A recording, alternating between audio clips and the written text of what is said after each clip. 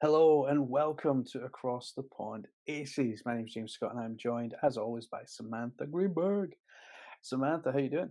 I'm doing well. It's Friday. We don't normally film on Fridays, but it is Friday today, and we are off to a hot start. I think I projected 7-1, so I I think I'm on a roll here. So I'm not playing the lotto just yet, but I think I'm doing pretty well on our. Pretty well. And I like your Friday digs. Your Friday digs look pretty sweet. I like the couch out there and Thank you. It's a the sunny day. windows. It's a sunny day. I've got even these in the new house. Friday, got to be in a new house. It's awesome. Right then, so Las Vegas Aces have, as we know when we spoke last week, were undefeated. We're However, that is no longer the case. But if we look at the whole story, that nearly nearly wasn't the case quite earlier in the week. Um, we did play the Atlanta Dream. Yep. We spoke about that game Mhm. before when we were recording last week. That seemed to be quite a close game, but Yeah. it was more that we kind of let them into the game towards the end. And that's something to be wary of, I think, especially when you're kind of going to go for back-to-back championships. But the game that really kind of had us both on edge was the game against the Indiana Fever, a team Oh yeah. that are surprising not just the Aces, but they are going out and surprising a lot of teams this year. And I think that often happens. It's the underdog effect, right? You don't expect this team to come in and win. You see it, I hear about it more. You hear about it in every sport. There's that team that you're just like, no, they're playing terribly. They're not going to win. But then you see them and you're like, they come out stronger than you think. And you know that our team like is not going to work as hard with this team. You're like, all right, this is the underdog. They're not gonna try as hard. Maybe they're gonna take this one. Oh, it'll be an easy game. But in fact, it's not. It's probably going to be the game that you're gonna be fighting the hardest for because this game has something they have something that they want to show the world that they can beat. If they don't win any other game, but they beat them, that's what's important to them. I think that Boston go in, or Boston comes in to this team as the rookie, Hmm. and I almost felt like she had a point to prove. Yeah. Like, I'm gonna come in here and I respect you because you're the champs, Yeah. but at the same time, like, I'm gonna respect myself and I'm gonna put Oh my yeah. best self out there. And she was really immense in this game. Like, she had a great night personally. Yeah. Obviously, it was still a loss for the Fever, but only by 4. And Mhm. let's be honest, they were leading the game most of the game up until the 4th quarter. It was the Yeah. last few minutes where I think experience for the Aces took over. Like, we've seen Kelsey, we've seen Candace, and Candace even came out for a couple of minutes, came back in for the last few. Mhm. And I think the way Becky ran the bench was pretty solid, because at first I was like, "Why are you taking Candace out? Whoa, whoa, whoa, whoa, whoa, we're trying to get back in this game. Why are you taking Candace out?" But in actual fact, you know, Candace came back in and was a lot more effective when she came back in, Yeah. because I think she'd kind of lost a bit of a spring in the step, and but when she came back on, it was like, "Oh, I'm here, Yeah. and we're winning this game." Was there any players other than Boston that stood out for you with the Fever that really kind of put their best foot forward? I would have to say there wasn't like one that I can particularly think of, but I know with Boston, like you said, she is somebody who, we even saw it when she played at South Carolina. She showed the world that she was not going to be an ordinary player. She had something she wanted to prove to the world, and you've been able to see it, in everything that she does. When Boston goes on the court, she wants to get it done. And, for a pretty young team Indiana is, for them to go against somebody like the Aces, and be able to only lose by a couple points, that shows something. That shows that they are hungry, that they want to eventually become the next team in the WNBA. Like they don't want to just be the team that I don't want to say like a laughing stock, but they don't want to be they want to show to the world that they're young, and they might not have been around in the league as much, but they have something to prove to the world that you're here now, but we're coming up next. We call it the wooden spoon in the UK when it's the bottom of the league team win the wooden spoon. It's more of a rugby terminology, to be fair. But like one thing I love about the Fever, and I've watched them because they tend to be on UK friendly time. I've watched them quite a few times this Yeah. season, and one thing is their defense, and this seems to be a theme with some of the teams this year, is they're winning games on defense, and they're pretty solid, they're organized, and I think they're really listening to their coach, and Yeah. I think that shows more than ever because there was times in that game early on where the Aces, caught up to them, but then just couldn't get over the line. They just couldn't take that lead. Yeah. And it did literally take to the last couple of minutes of the game Mhm. where, you know, right, okay, like we need our experience to show through Yeah. and win this game. And I think it did. But I think Becky was kind of like, whew, because I think that, we all were. yeah, well, I wasn't. I mean, I was pretty solid. I was pretty comfortable. Um, Not really towards the end, but I think up till halftime, I text you at halftime. I was like, "It's fine. It's only halftime." I Like, did too. I was like, "Are we really losing right now?" I was like, "Did we already call this? Like, what's going on?" Like, I was like, "Oh no, did we jinx them?" And then I had to really like be like, "Okay." And then you were like, "It's okay. We got this." And we did. But it was too close for comfort where I was like, "All right, we got to get it together." I think it would have been a shock to the system as well, Oh yeah. because I think like we said this last week. The games that we've won up until that point, we've won pretty handily. Like it's Yeah. not we've not been blowing teams out, but like it's been comfortable towards the end, and Mhm. garbage time minutes. I think like make the scores look a little bit better than they probably were. But this game, no, not at No. all. I give my hat off to Indiana, Oh yeah. not just for this game, but like for the other games that they played this season, where they have just went out Mhm. and they've got either close or won games by sheer effort and determination. Yeah. And I think they have kind of shocked a couple of teams this season so far. So fair play to them. I like the way that they're playing. I like Boston. She's awesome. Like Oh, yeah, she's and you have to really respect them. I mean, at the end of the day, you know, they're showing that they have something that they wanna show the world. You know, Indiana is not like, you saw them last year compared to this year, and you're seeing, I mean, they went through a new coach. They're going through a pretty still young team.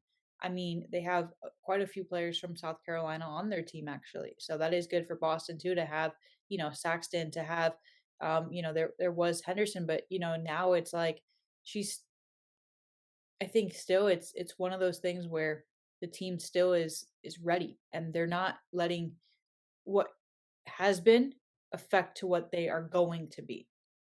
You know, Boston's coming from a school where she was under Dawn. Like, she knows what she is doing. And, you're seeing it. Even I think there was a moment at the Aces game where Asia and Boston, like, both got to, like, connect, and that was nice too, seeing alumni being together. That's always a great thing to see, and to both come into the league and know that they're going to make a difference. Boston's going to be in the league. She is going to show the world. She's continuing to show the world that that it is possible.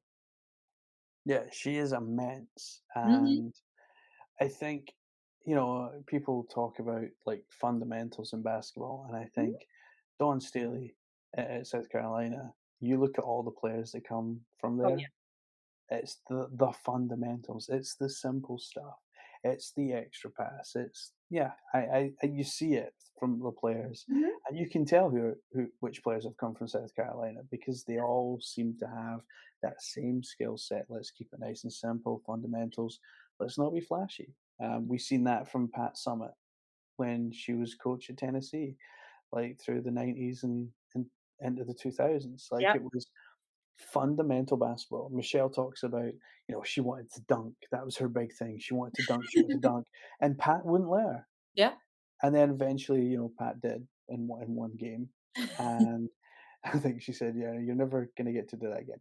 So, but it is that fundamental basketball that Yeah. wins championships, Mhm. and Don Staley's obviously shown that at South Carolina, Final Four appearances and stuff as well. So, um, big shout out to the Indiana Fever for the effort, if nothing else. It was a tight game, but we did prevail, so we Yep. continued on, and we took our win streak to Connecticut in the first of back-to-back games against them, and we won. Yeah. And we importantly, we learned from the Fever game, and we started strong, Mhm. got a nice lead, and I'm gonna be honest, watching the game, I wasn't really that panicky through that first game, and it seemed like everything was clicking. We Yeah. weren't taking massive leads, but, we were just kinda ticking It was over. close enough where it was like, "Alright," like, you're not, like, nervous, but you're also, like, not like, "Oh, we got this in the vat," like, you're like, "Alright, Yeah, it's that good pace." And then, then the next game, we don't wanna talk about that completely, but, I think it's important to realize, and I think you and I kinda talked about this before our call. We said, "Look, like, even watching that game, you could see that they were tired." But I think I even said, I was like, to imagine going on a 4 game, like, road trip like that, being, on the road back to back to back games, and then it's like, you're tired. You're like, "Alright," like, just ready to go back and take a minute and breathe and be like, "Okay, now we can get a minute to go home," and all of that. But I guess, playing out in Vegas to travel, those travel days are tough too. I mean, to have to go through all of that, it's not like they're flying, in privately. yeah. So, they are definitely they were definitely fatigued that game, and again, that's not an excuse. You can't always say like, "Oh, they were tired. They were on a long road trip," but definitely you could tell that it was not the same. So here's a question, it's a question that happens in all sports, Mhm, and especially, like, at the beginning of a season. I've heard it in soccer, I've heard it in the NBA, I've heard it in the NFL. When you're a championship winning team mhm. and you're 7, 8 games into your season, should you really be tired? Like, sure, like, I get the travel, and I get the having to play games. Being away from home sucks when Yeah. you're on those long road trips as well, so there's a psychological thing there as well. But should fitness really be an issue that early on in the season? I guess not, because if you really look at baseball, for example, they have a long season. And they're on the road. I mean, they play 3 games back to back to back, and then we'll usually probably have that one day off. They'll play Friday, Saturday, Sunday, be off maybe Monday, come back and play already again, like, another couple days. And they're on the road all the time. And it's like, they play early on in the season and you don't really hear them being tired.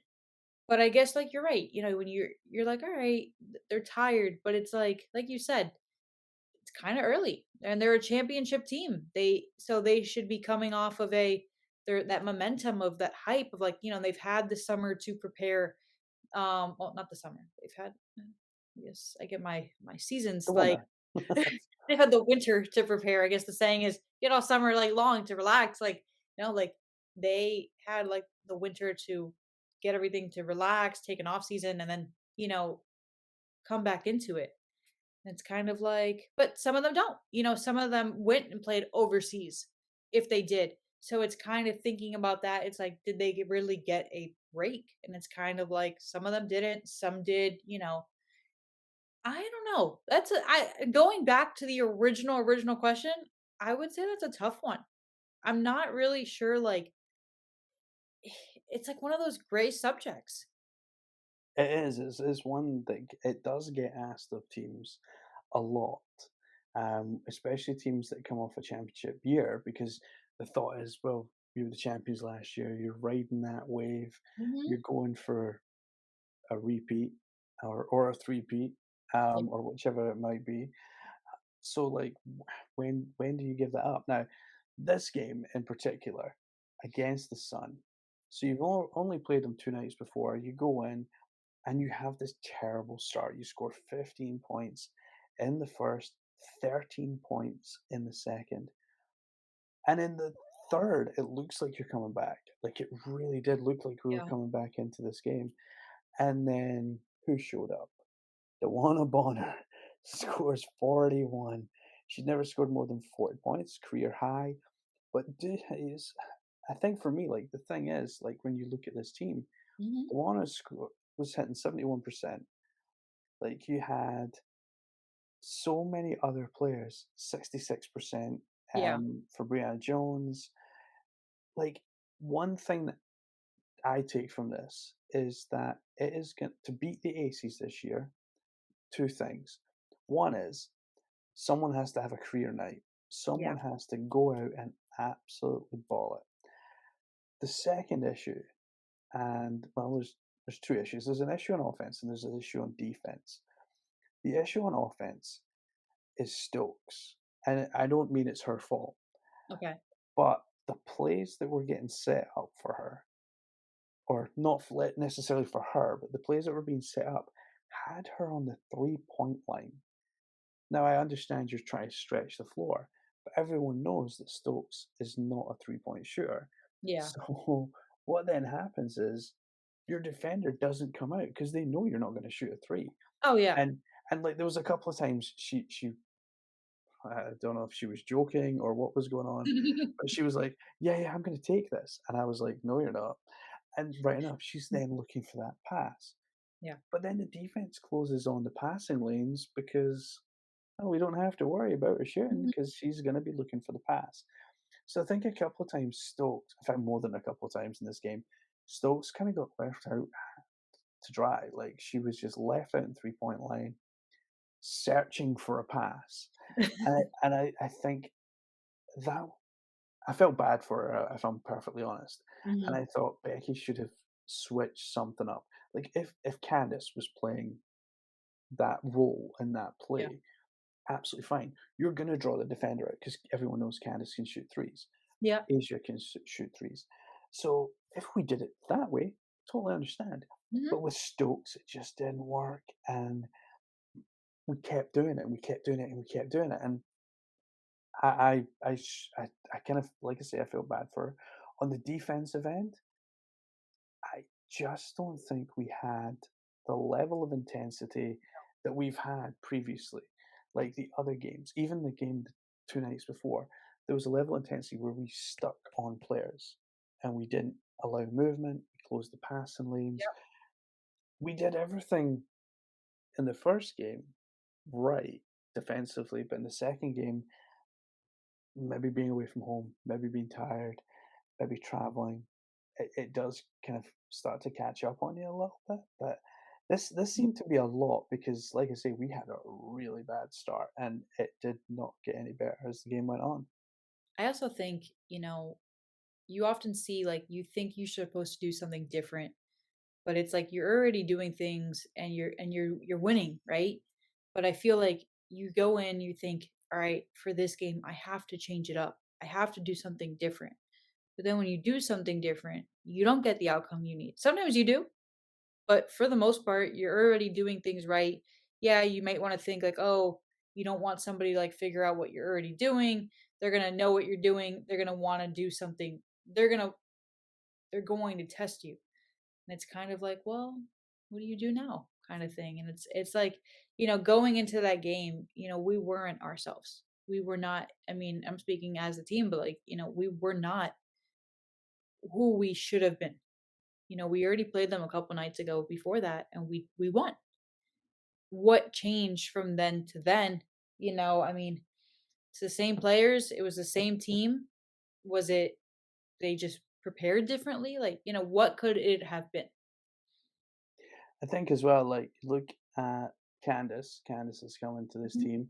She may at points still be finding her way. Yeah, Because you got to remember, Candice has been at the Sparks. She was a star player. She was yeah. at the Sky, star player, MVP.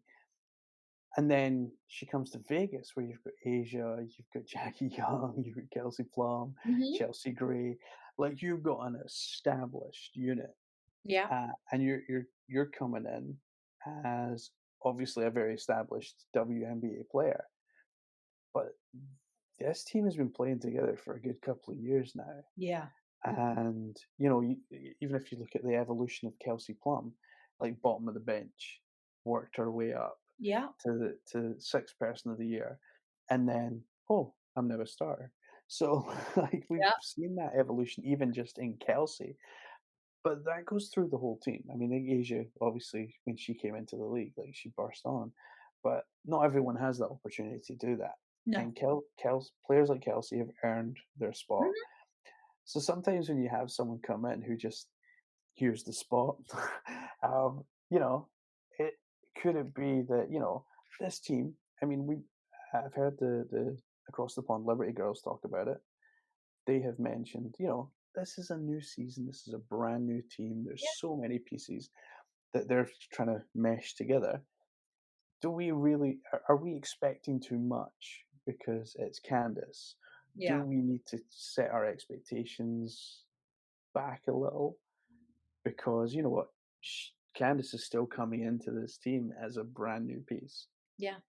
The way you have to kind of see it is like it's comparing. I mean, you can't compare Candace to like a college player coming into the league, but it's kind of like, in college, usually players that are getting drafted were the number one player at their school. Like they were the ones that were getting the most playing time. They were the one that were, it's like the big, what is it? The big fish, small Little pond. pond. And Yeah. now going, she's not the key player anymore, you know?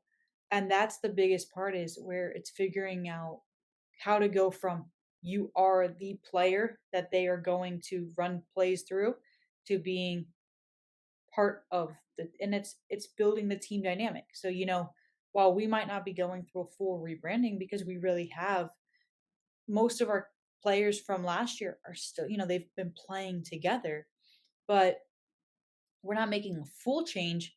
We have maybe a few things that we're meshing in again, but to have Candace come in now, it's kind of like, maybe she's still trying to figure out too, like how to play with these teammates who, she maybe she's not played with before. So it's like it's figuring out how to go from being the key player to being part of the big picture.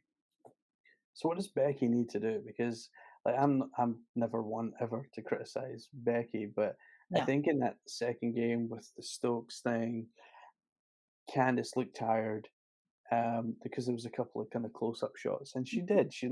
She did look tired. Yeah.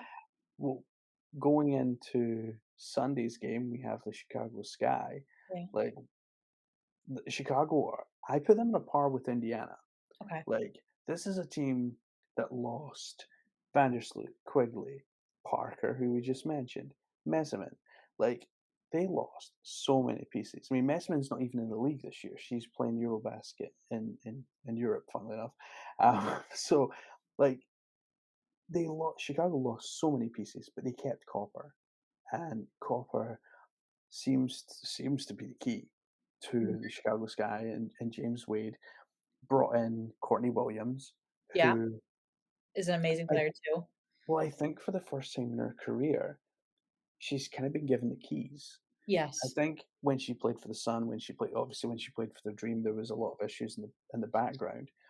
But when she played for the Sun, it was more of a role player. Yeah. Whereas now, it's almost as if James Wade is like, I know the energy you bring, and everyone else does as well.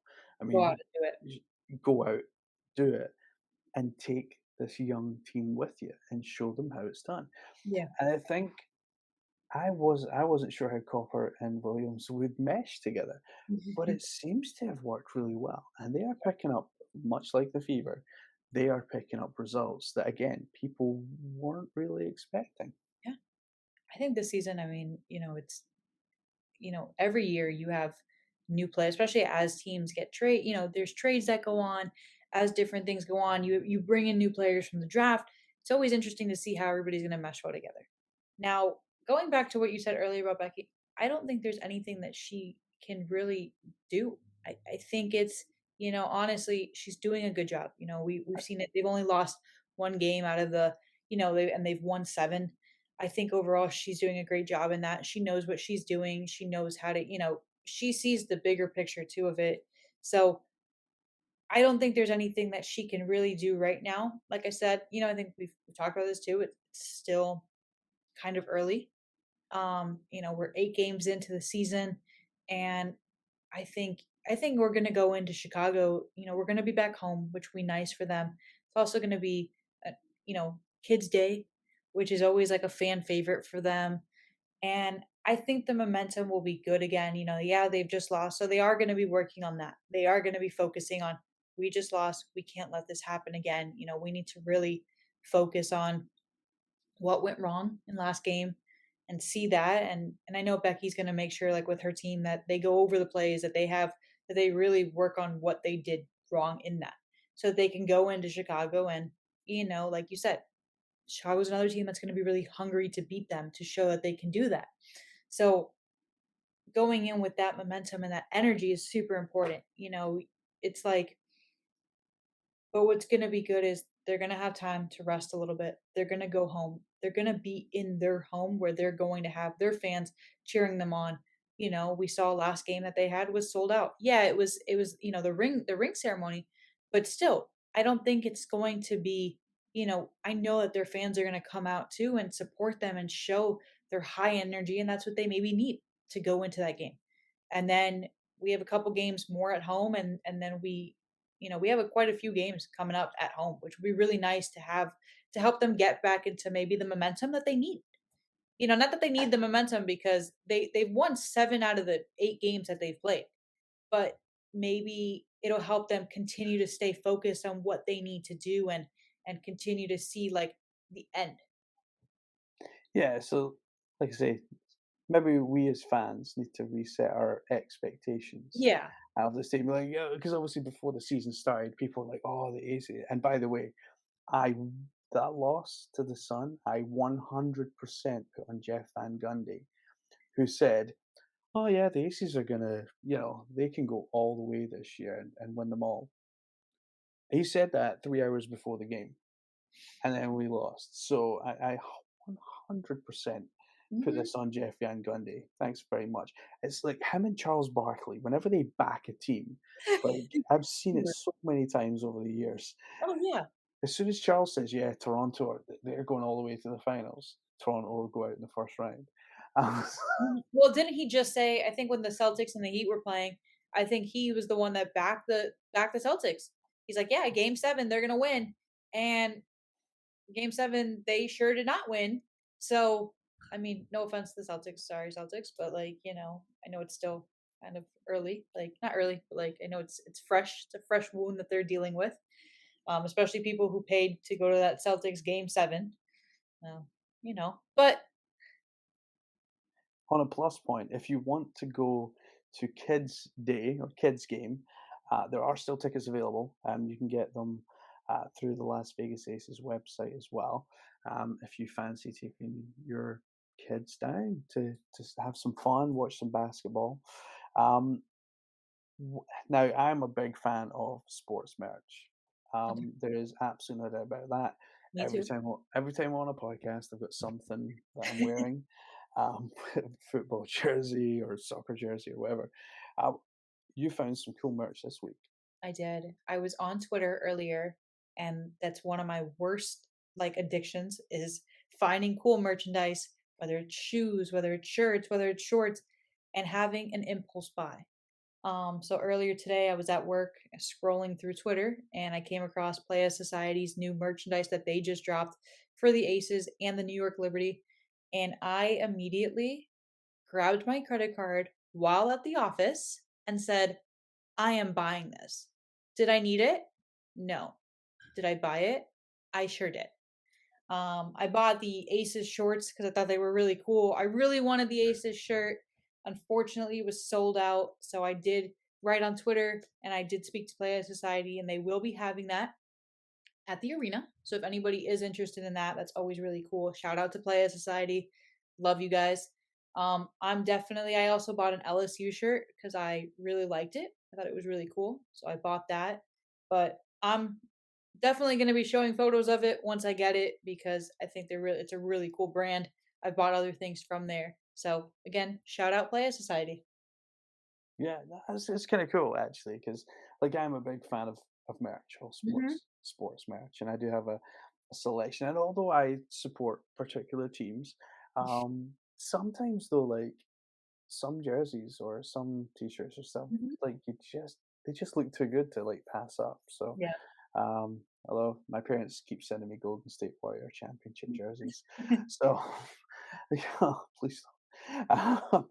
Maybe one day they can send me a Utah Jazz one, but, no, I think it's really cool that we see, companies like this come into the space and produce something, a bit different, and they do, and they look pretty cool. So, and I'm sure the across the pond, Liberty, Kirsten and Stacia will be having a look at the Liberty side. I don't look that green and white, to be honest, so probably not my color. But no, it looks pretty awesome. Now, like we said, we've got Chicago Sky coming up Mhm, on Sunday. James Wade, a masterstroke of putting this team together. mhm. Can we win this one? I think we will. I think I'm gonna take my projections, as we usually do every episode. I'm saying we're 8-1 by next episode. I say we win Chicago, and then we can evaluate how game 9, no, 9. 10, yeah, game 10 will be next episode. Yeah. Yeah, so we game 9. So we'll see how that goes, but we are gonna be recording a little bit earlier next week, Yep. which is why we only have the 1 game. Yeah. Um, here's a random question for you, just Ooh. came off the top of my head. When football season starts, obviously Sundays, there's a bit of a clash because we Mm, have WNBA games on a Sunday.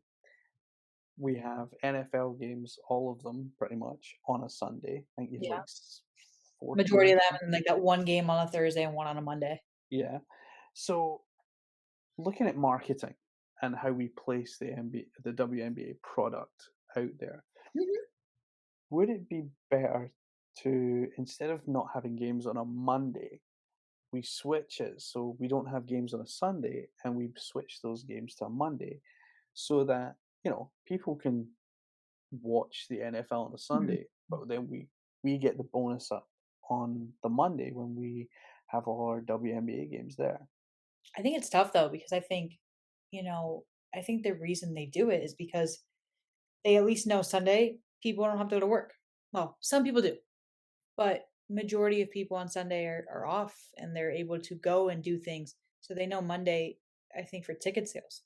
I mean, that would hurt a market that is growing, but is still not there yet. Like you put a game, a football, an NFL game on Monday night, you know people are going to go to the game. You know, you put a WNBA game on a Monday night, and maybe the attendance wouldn't be maybe as the same, especially in a market like Vegas, where a lot of people in the Vegas market maybe aren't from Vegas. They're coming in for a weekend. They're traveling from the surrounding areas. So I think that would be tough. Now they do compete with the NFL in that market, especially with them having the Raiders there and now and the Aces. But I think, it's the same way in any city where you have multiple sports teams that kind of play at the same time. I mean, look at Miami, for example, just taking a sport like Miami Heat and the Panthers. I mean, they don't always play at the same time, but you do have sometimes, especially now, look at the finals. I mean, you have the Miami Heat playing in the finals and you have the Florida Panthers playing in the finals at the same time. That's kind of where it's like, all right, should maybe they have changed, they don't play on the same night, which is nice, but I think that's a tough Well, one. we did have that with the Aces though, with the Golden Knights. Yeah, and you still Well, saw we're playing. 10 what was it, over 10,000 fans. They still had a sold out crowd for a playoff hockey game for the Vegas Knights. Yeah. So no, no. I just thought I'd throw that out there because I think Mhm. sometimes I look at how things are marketed, and maybe Monday nights are a bust, but because I always think the NFL don't play games on a Saturday No. until after the college season's finished for very good reason, because you know, and us in the UK probably don't appreciate it as much, but college sports is probably bigger support, especially football, Oh, yeah. is supported probably more than the NFL is, which Yes. is crazy to think that. but there's the whole alumni thing and, representing your school that you Oh, yeah. went to and all that kind of thing. I mean, that's huge. I mean, my dad went to Cal. He played for the Bears, and like he would I know he would rather watch the Bears than the 49ers Mhm. because like that's where he played. That's where he played.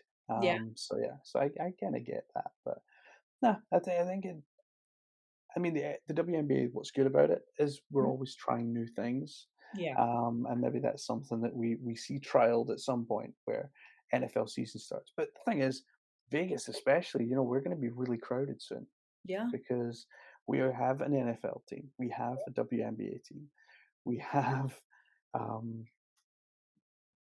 NASCAR, the Speedway, like mhm. we have the NHL team, which are doing magnificently, by the way. But very soon, well, not very, very soon, but maybe in a couple of years, you've then got a Major League Baseball team in the city as well who play through the summer. I actually see that as a positive for the Aces Oh, yeah. because I think people will go during the day to watch the A's if they're still the A's at that point. Um, I think they'll go see them during the day, and then at night they'll go see the Aces game. Like I think people will go and While they're travel. there, it would be cool. Yeah, that's definitely I know when I go traveling on a city, I'm like, "Alright," like, I kinda look what sporting events are going on. Like, I'm actually headed out to Boston, and the first thing I was like, are one of their sports teams going to be there?" And normally, I never get to see a game when I'm there because they're never there at the same time I am, which is always unfortunate.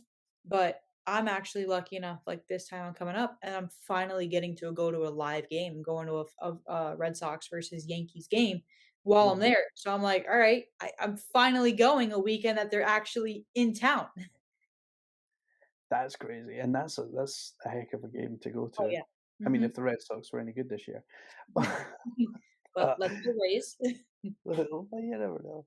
Awesome. Well, we will be back, as I say, midweek with our next show. So only one game that we've got coming up against the Sky, and I think we both think that this is going to be a win.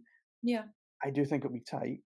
I think yeah, it won't be an easy game, but I think give full props to Chicago and James Wade and yeah. give them the respect they're due, and then we just go in and win. That'd be fine. Happy with that. Well, let's see on the next episode where I film from. So Yeah, let's. I mean, well, to be fair, you could probably just film at the Boston Sox stadium. Just do it right from there. It'll be awesome. Awesome. Right. Well, we will be back next week. Do join us then. Don't forget to check out Across the Pond WNBA with myself and Michelle Snow, and also Across the Pond Liberty if you're of the persuasion that you want to check out the competition. mm, But for myself and Samantha, have a great weekend. have a great one, everyone.